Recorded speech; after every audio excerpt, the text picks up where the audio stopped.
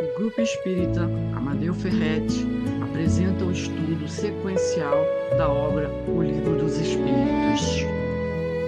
Olá, meu amigo, olá, minha amiga. É com grande prazer que estamos aqui para estudarmos o Livro do Espírito, a convite dos nossos queridos amigos do Grupo Espírita Amadeu Ferretti. Desde já agradecendo por este convite e parabenizando por essa iniciativa maravilhosa. O tema que nos cabe estudar hoje é a questão 919 do Livro dos Espíritos, que vai tratar do conhecimento de si mesmo, no item que aborda a questão da perfeição moral. É a última questão da terceira parte do Livro dos Espíritos. E é interessante quando fala da perfeição moral, porque se nós formos fazer uma retrospectiva, a humanidade, do ponto de vista intelectual, ela teve um progresso significativo. Mas do ponto de vista moral, nós ficamos basicamente estagnados em relação lá àquela época. Desde lá da filosofia para cá, a gente vai ver que as demandas são as mesmas, as buscas, as lutas são as mesmas. E é natural que todo aquele que começa a ter um despertar do seu ser, buscando algo mais, compreendendo a vida numa dinâmica muito além da existência terrena, também encontre essa angústia dentro de si. Nós vamos ver inúmeros personagens, que serviram para cada um de nós como exemplo e servem até hoje como exemplos, e que também atravessaram essas lutas internas, essas angústias. Nós vamos ver lá atrás o nosso Paulo de Tarso, quando ele passa por um determinado momento e ele então fala aquele pensamento que todos nós conhecemos, naquela luta, naquela diálogo interno dele, quando ele fala assim: Senhor, porque o bem que eu quero eu não faço, e o mal que não quero fazer, isto sim é que eu faço. Então, Paulo vai falar isso aí, isso vai estar descrito em cartas aos Romanos, no capítulo 7, versículo 19. E mais tarde, nós vamos ver também uma conexão do nosso querido Paulo de Tarso, já no século IV depois de Jesus, quando o nosso Santo Agostinho, que é quem responde essa questão 919, vai também falar dessa angústia, da sua angústia. Santo Agostinho, ele era um jovem abastado, de certa forma, não tinha necessidade de vida, teve um bom estudo, inclusive passou a se destacar na área da filosofia, tendo sido considerado um neoplatônico, porque ele resgatou os ensinos de Platão, fazendo uma conexão entre os ensinamentos que Platão deixou e o cristianismo, mostrando a proximidade entre essas duas doutrinas. Mas, de certa forma, Santo Agostinho era um jovem, leviano, vivendo as questões e os problemas do mundo, E sua mãe, Santa Mônica, que era uma mulher extraordinária, já com sentimentos elevados, ela fazia muitas orações por Agostinho, e certamente que fez efeito. As mães têm um poder extraordinário com as suas orações. Em determinado momento, o Santo Agostinho começa a se sentir incomodado, e numa desses momentos de aflição, ele começa a escutar a voz de uma criança falando para que ele pegasse a Bíblia e lesse. E aí é interessante que cai numa parte da Bíblia que também são as cartas aos Romanos. Olha que coisa interessante. Lá atrás, Paulo falava dessa sua angústia, entre desejar fazer o bem e não conseguir, e o mal não conseguir se deter naquele mal que não gostaria de fazer. E aqui, certamente que esse mal não era um mal direcionado ao outro, Paulo já estava transformado, já tinha conhecimento dos ensinamentos de Jesus. Então esse mal que ele fazia, que muitas vezes a gente desconsidera, era um mal a si mesmo, né? São aquelas aflições entre o desejo de seguir determinados ensinamentos e não consegui-lo. Então realmente a gente percebe que a gente não está conseguindo alcançar aquele propósito que a gente se propôs, né? E aí gera essa angústia. E aqui, quando cai nessa parte, Santo Agostinho vai ler, e aí aqui lá era o capítulo 7, aqui é o capítulo 13. Aí o Santo Agostinho vai falar assim, Santo Agostinho não, Paulo de Tarso. Santo Agostinho abriu a Bíblia e assim ele leu: andemos honestamente como de dia, não em glutonarias, nem em bebedeiras, nem em desonestidades, nem em dissoluções, nem em contendas e invejas, mas revestivos do Senhor Jesus Cristo, e não tenhais cuidado da carne em sua concupiscências. Ou seja, isso aí eram várias orientações, né, que Paulo passava, e ele falando dessa orientação, dessa força, desse esforço que nós devemos fazer para abandonar as questões do mundo, né? Como ele dizia, né? É estar no mundo sem ser do mundo. E aqui na questão 919 do Livro dos Espíritos, nós vamos ver exatamente esta angústia, desta vez questionada por Allan Kardec, para nos deixar esses ensinamentos de como vencer essas angústias internas. Então, Kardec, na questão 919 do Livro dos Espíritos, ele vai indagar assim: qual o meio prático mais eficaz que tem o homem de se melhorar nesta vida e de resistir à atração do mal? E daí, Santo Agostinho responde assim: um sábio da antiguidade vou-lo disse, conhece-te a ti mesmo. Olha que resposta sintética e perfeita, né? Uma breve resposta, citando aqui a fala de Sócrates, que se referia à inscrição que existia no Oráculos de Delfos, que era o local onde eles iam estar com as pitonisas para trazer determinados esclarecimentos e aprendizagem em torno de questões elevadas. E daí, essa questão muito simples, mas o conhecer a si mesmo, que a gente tanto vê, que tem tantos e tantos livros de autoajuda, etc., ótimo, isso todo mundo sabe teoricamente, olha que coisa maravilhosa. A gente tem que sair da periferia do ego, nós temos que enfrentar nossas sombras, tudo maravilhoso. Teoricamente é maravilhoso, né? Mas a prática é diferente. Então Kardec, incomodado, prossegue no questionamento. Concebemos toda a sabedoria desta máxima, porém a dificuldade está precisamente em cada um conhecer-se a si mesmo. Qual o meio de consegui-lo? A dificuldade é essa, porque se nós já nos conhecêssemos, não estaríamos mais aqui, né? Quando a gente alcançar esse pleno conhecimento, que o Jung vai dizer do processo de individuação, né? De encontrar o luminoso, né? Alcançarmos essa plenitude, aí certamente nós não estaremos mais aqui passando por todo esse sufoco, né? Daí, Santo Agostinho, ele vai falar da experiência dele na época que ele viveu aqui enquanto Agostinho de Hipona, né? Ele vai dizer que todos os dias, quando chegava na hora de dormir, ele repassava todo o seu dia.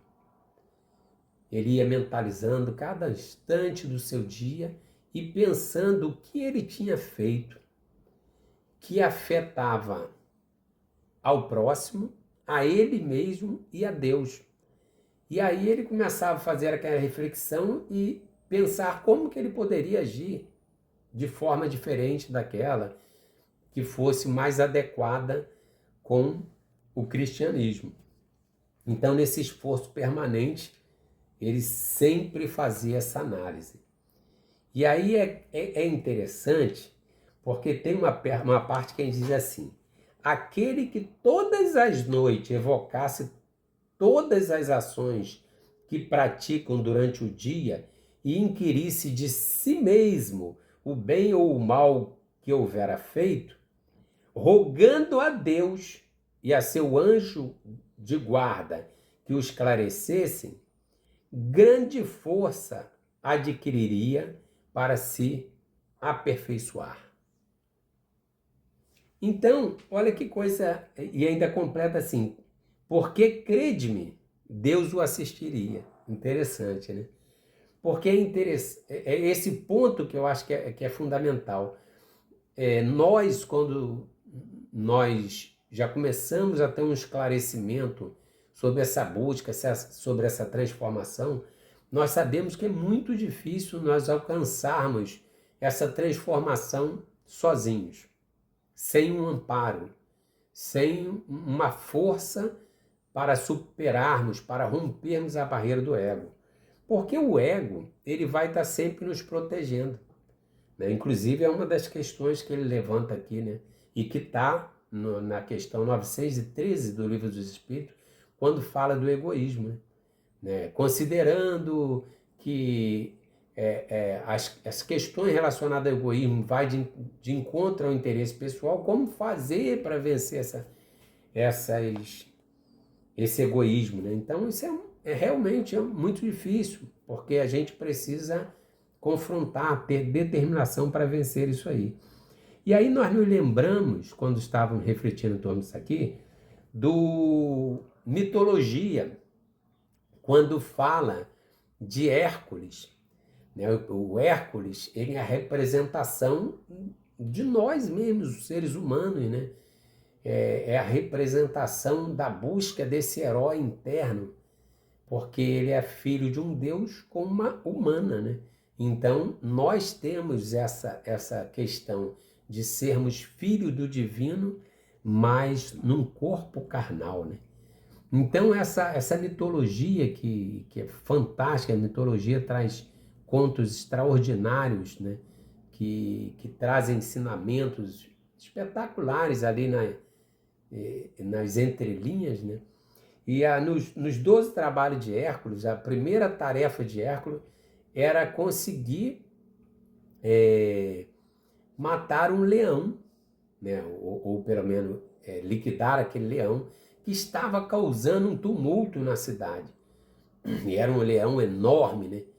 E aí tem uma coisa muito interessante nessa passagem, porque ele pega a flecha, pega a lança, e aí quando ele pega, o leão corre para onde? Para dentro da caverna e se escondia. Olha a analogia com o ego, é exatamente isso. Quando a gente se depara com as questões da vida e a gente fica só na periferia do ego, a gente tá lançando jogando aquela lancinha, aquela flecha, aí a gente se esconde na sombra do nosso ser. Fica escondidinho lá e sublima, tá tudo bem, mas a vida é assim mesmo, né? A gente é humano, nós somos imperfeitos mesmo. Ou quando é espírita vai dizer assim, eu vou adiar para a próxima encarnação, né? O ego sempre arruma um jeitinho, né? Aquele jeitinho de dar uma desculpa, né? E aí, o que é interessante? Hércules vai ter que penetrar onde? Na caverna.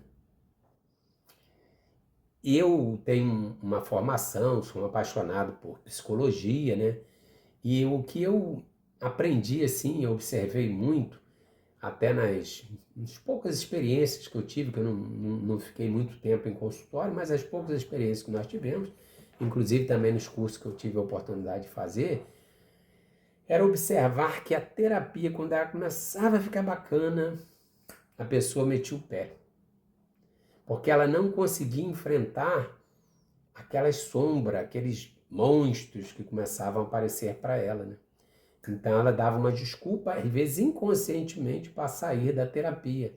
Porque exatamente quando a gente entra nesse campo, nesse território desconhecido, que é o inconsciente, né? Por isso a ideia da caverna, tem até a história lá do mito da caverna, né? Nessa área nossa que está obscura, quando você entra, dá o quê? Dá o medo, né? De acessar, porque via de regra, as questões que nós estamos vivenciando hoje são questões que nós estamos repetindo do passado e que nos causaram o quê? Dores, que construíram o quê? O trauma. E aí agora, quando nós temos que entrar em contato com isso novamente, surge aquele receio, aquele medo. Então, essa analogia é muito interessante, porque o Hércules, para conseguir dominar esse leão, ele tem que adentrar na caverna. E quando ele entra nessa caverna, aí sim que ele começa naquela luta, o leão se escondia, olha que coisa interessante. As nossas imperfeições estão sempre se escondendo, atrás da justificativa, né? Atrás dos recalques, atrás dos inúmeros mecanismos de defesa que nós temos, ela está sempre se escondendo. E aí ela saía por uma determinada porta, Hércules ficava aqui em círculo, né? Exatamente o que acontece com a gente, sempre voltando nos mesmos tropeços, tropeçando na mesma pedra. E assim até que chegou uma hora que ele confrontou o leão. E aí ele encosta esse leão na parede, né? Que é a hora que você tem aquela coragem de encarar. E aí, quando ele faz isso, ele consegue dar o famoso mata-leão, que até hoje, nas lutas, né? No judô, no jiu-jitsu, o pessoal fala do mata-leão, que é aquela gravata que ele conseguiu dar no leão. E aí ele foi asfixiando o leão. Olha que coisa interessante, né? Ou seja, aquela força que aos poucos você vai tirando a força desse personagem do passado. Aos poucos você vai tendo aquela coragem, aquela determinação. Cansa, é exaustivo fazer isto. É muito mais confortável ficar naquela redezinha balangando, né? Naquela rede da acomodação, né? É muito mais fácil, mas não nos tira do patamar que nós nos encontramos. Então, ali ele faz aquela força, né? Asfixiando o leão, quer dizer, fazendo esse confronto com o próprio ego. Na questão 917 do Livro dos Espíritos, eu amo demais aquela parte do Livro dos Espíritos, porque eles, se eu não me engano, é Santo Agostinho também que responde aquela questão. Quando ele fala daquela questão ali, ele diz o seguinte, que é necessário que a gente vença o egoísmo combatendo na raiz, que é a educação, né? E aí ele diz que é necessário que a gente acabe com a personalidade, entre aspas, ou a reduza ao mínimo necessário. Porque certamente nós não vamos conseguir matar o ego. O ego faz parte do nosso estágio evolutivo. Então, mas nós precisamos reduzir a personalidade a um tamanho que o self, que o Jung vai falar do self, ou seja, a nossa essência, a nossa consciência espiritual, consiga conduzir o ego e não ser conduzido por ele. Né? Então, essa asfixiação que tu faz assim, né, no momento que está asfixiando, significa isso. De certa forma, dá aquela opressão, dá aquela dificuldade interna dentro da gente de ter que confrontar, ter que encarar. É muito difícil a gente, às vezes, pedir desculpa. Dizer assim, meu Deus, porque o orgulho não quer deixar. Eu sou perfeito, por que eu vou pedir desculpa, né? Tem uma passagem muito interessante que o Chico Xavier, né? Olha que coisa interessante. O Chico Xavier, ele estava muito amargurado com uma questão lá com uma pessoa que estava chateada com ele e tal. E o Emmanuel falou, Chico, você está atrapalhando o nosso trabalho. Ah, mas o que eu posso fazer? Vá lá e peça desculpa a ele. E o Chico foi pedir desculpa. Aí eu fico imaginando, quando eu escutei essa história, né? aquele doce, aquele poço de bondade, de humildade, se aproximou do indivíduo, provavelmente aquele perfeccionista, né? E quando abraçou, ele ficou igual um dor de paus, né? Ficou durinho lá. E o Chico pediu desculpa, ele deve ter se envaidecido, olha, o Chico pediu desculpa. E ele não fez nada, né? Podia ter falado, ô Chico, você me perdoa, eu acho que eu ajoelharia, beijaria os pés do Chico. Mas aí, o Chico se retira. Quando o Chico se retira, o peito dele se enche de luz, a gente tirou aquela incômodo, aquela mágoa, e ficou com quem? Com o indivíduo. Mas é muito difícil, principalmente para nós, vencermos esses obstáculos e encararmos aí. Então essa analogia aí do Hércules é nosso esforço da gente realmente vencer. Quando a gente consegue fazer isso, a gente sente um bem-estar muito grande. É difícil, mas depois você sente aquele alívio, você sente aquela alegria de ter passado por aquela etapa, né? Então, aqui também é muito interessante, porque quando Santo Agostinho fala assim, aquele que buscar, inclusive, o apoio de quem? De Deus. Está na questão 909 e 910. Na questão 909, o Kardec fala assim, poderia sempre o homem, pelos seus esforços, vencer suas más inclinações? Sim, e frequentemente, gente, eu juro para vocês que eu não gosto de ler essa questão, não gosto nem um pouquinho. Sim, e frequentemente, fazendo esforços muito insignificantes. O que lhe falta é a vontade. E aí completa a cacetada na cabeça.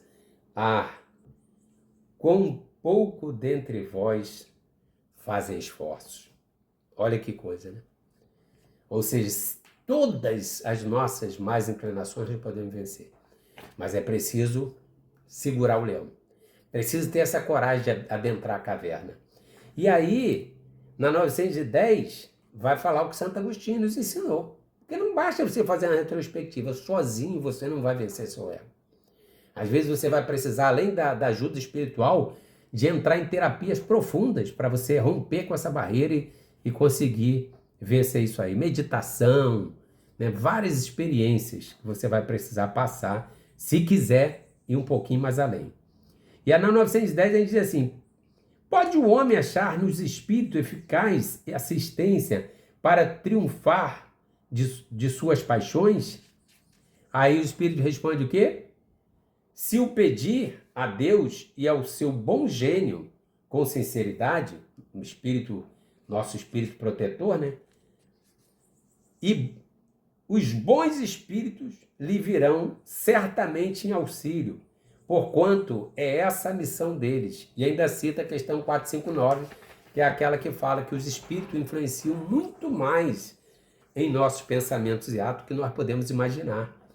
E aí de acordo com a nossa busca, né? De acordo com o que a gente vai estar buscando. Se eu estou buscando vencer a mim mesmo, eu estou buscando ser uma pessoa melhor, certamente eu atraio para mim aqueles espíritos que estão nesse mesmo esforço e que também, mas já estão mais adiantados que a gente e se sentem imensamente felizes quando veem esse movimento de nossa parte. Então, o Santo Agostinho vai prosseguir falando dessas lutas, dessas dificuldades, dessa defesa que nós temos do ego, mas da necessidade de vencermos essas barreiras, né, que nós temos. E nós sabemos, gente, graças a Deus, eu acho assim, eu sinto muito feliz, o Espiritismo é uma religião de muito otimismo, de muita esperança, assim como o Jesus, né, o tempo inteiro fazia as colocações dele sempre nos levantando. Não é uma religião de alto flagelo, mas também não é de nos deixar no banco da acomodação. Por isso que às vezes é muito difícil. É muito difícil você falar assim, não, eu quero vencer isso aí. Você precisa ter a coragem de encarar a si mesmo. Encarar seus medos, encarar suas imperfeições, de pedir desculpa, de se reconhecer humano, demasiadamente humano, né? Mas sabendo que você pode vencer todas essas suas dificuldades e ir mais além. E aí, obviamente que nós não lemos toda a questão, fica aí para que cada um possa ler depois, mas nós vamos concluir dizendo assim, Formulai, pois, de vós para convosco questões nítidas e precisas, e não temais multiplicá-las. Justo é que se gaste alguns minutos para conquistar uma felicidade eterna. Não trabalhais todos os dias com o fito de juntar haveres que vos garantam repouso na velhice? Olha que coisa bonita, né, gente? Então, ou seja, da mesma forma que se eu desejo conseguir desenvolver minha musculatura, eu preciso ir para a academia. E aí tem uma coisa interessante, né? Quem faz academia sabe disso. Quando a pessoa está na academia, demora para adquirir massa muscular. Você sai, num segundo você perde. Por isso a necessidade que nós temos de viver em conexão com o divino.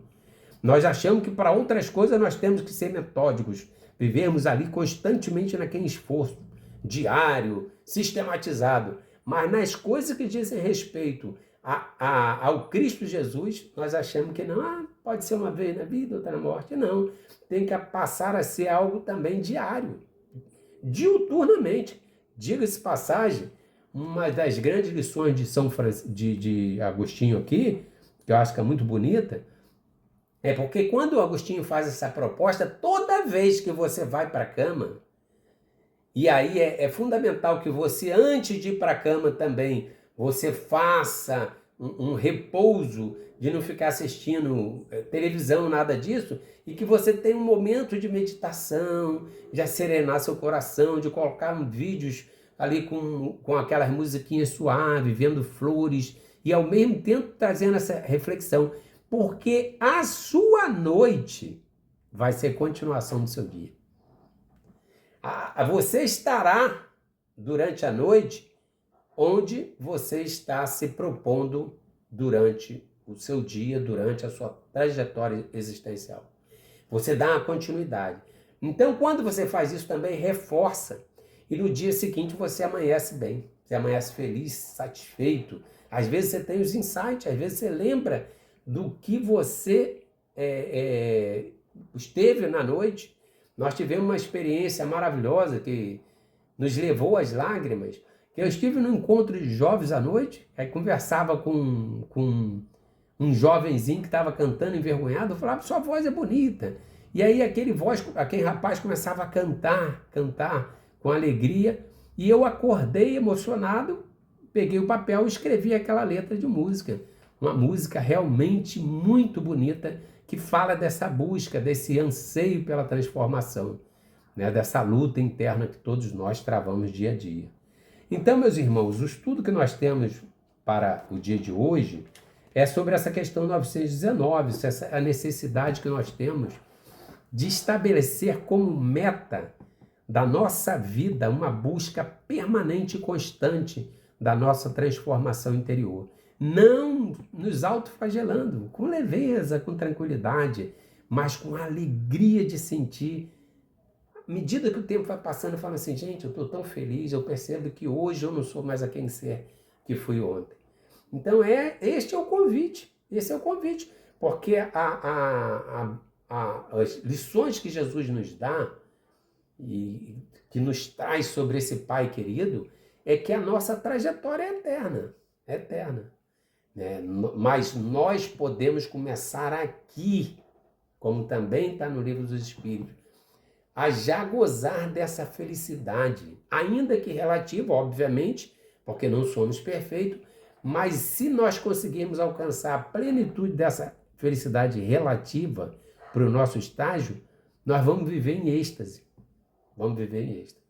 Então, essas lições que Santo Agostinho nos traz, e certamente que nós não precisamos deixar apenas para a noite, nós podemos tornar um hábito. Aconteceu determinadas coisas, para e fala assim, bem, por que isso que eu fiz isso? Né? Principalmente aquelas coisas que nos incomodam, faz uma retrospectiva, porque às vezes, se for igual a mim, vai ser complicado. Eu tentei fazer isso algumas vezes, e quando chegava a certa parte do dia eu já estava dormindo. Então eu prefiro ir fazendo isso ao longo do dia. Às vezes uma conversa, falo com minha esposa, às vezes de uma forma mais ríspida, depois eu falo assim, meu Deus, como eu poderia ter falado de uma outra forma? Então, fazer esse exame permanente de nossas transformações. Então, eu quero agradecer mais uma vez a Amadeu Ferrer e buscar aqui a leitura de uma poesia do Garimpeiro do Universo, né? Nós vamos buscar aqui uma poesia que fala de um dia que eu estava muito angustiado e eu escrevi essa poesia e que vai servir aqui como nossa prece de encerramento. Súplica ao Senhor. Há anos te busco, Senhor, na ilusão do meu ser, somente para obter a água viva do teu amor. Por que me detenho? Tal indagação constantemente rumina em minha mente. Falta-me o devido empenho? Não encontro resposta na razão, que pela sombra é falseada e vive sempre camuflada em permanente negação. Quero estar contigo, mas tropeço no meu orgulho, que se faz o pedregulho, afastando-me do teu abrigo. Te vejo, mas finjo-me cego. Ouço-te, mas faço-me surdo. Quero falar-te, mas fico mudo. Preso ao ego, não me entrego. Como fizeste ao cego de Jericó, restaura minha visão, retirando a catarata da ilusão. E como a samaritana no poço de Jacó, clamo a ti, ó Senhor. Dá-me a fonte d'água pura, trazendo-me a verdadeira cura que mata a sede do teu amor. Então, assim a gente encerra essa nossa reflexão, pedindo desculpa pela emoção, mas a gente se sente imensamente agradecido a Jesus por essa doutrina abençoada, por tantas coisas que nós temos aprendido, porque nós sentimos o quanto é gratificante fazermos esse esforço de sermos melhores a cada dia. Muita paz, que Jesus nos ampare e nos abençoe hoje e sempre.